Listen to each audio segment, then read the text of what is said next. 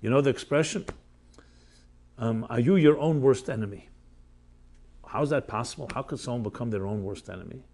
Precisely because of our blind spots, because we get trapped in our own egos, our own self-interest, we can end up doing things that we're not even aware of that's hurting us, which is far worse than an enemy without. Because someone that's an enemy without, you dictate here's an enemy, you define there's an enemy, and you act accordingly, you protect yourself accordingly. But what do you do when the enemy is within? When you are your own worst enemy? How do you get out of that trap? So again, there is value to have that self-interest, but the downside is it also can trap you into your own comfort zone and your own box. Now, sadly, the reality is that very often we get beyond ourselves when we're suffering. When things are going well and we're comfortable, we say to ourselves, why do I have to do anything? We become complacent, apathetic. I never can resist the joke I always say. The guy asked his friend, what's worse, ignorance or apathy? And he said, I don't know, and I don't care. Apathy. That apathy creates this comfort zone where we remain at a certain, sometimes even mediocre state, the status quo.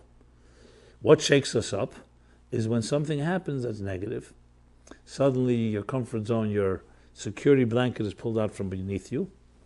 Your comfort zone and your teddy bears or other things you turn to, your crushes, are no longer there, or they're in a weakened state. So that shakes us up. And no one should know of this.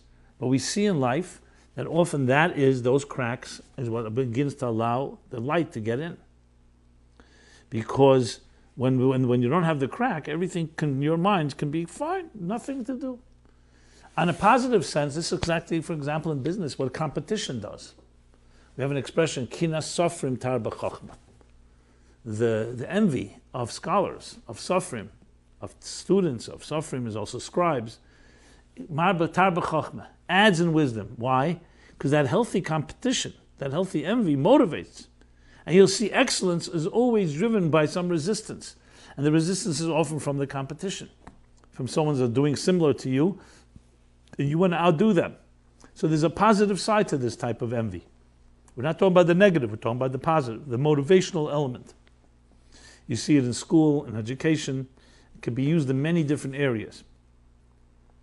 So there is an element of shaking us up, not necessarily through pain, but through resistance, through challenge. That's the second way that we wake up.